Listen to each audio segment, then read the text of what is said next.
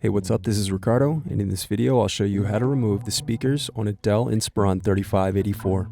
If you're looking for parts for this laptop, go to our website and use this coupon for a 5% off discount.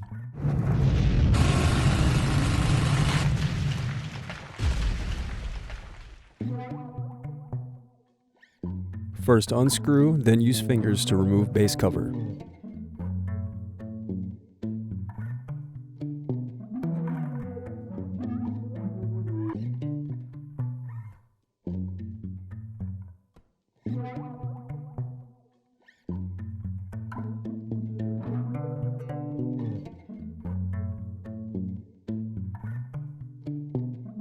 Now unscrew and disconnect battery.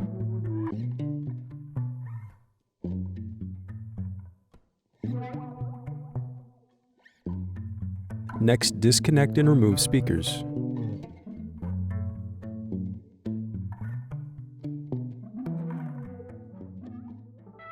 Thanks for watching.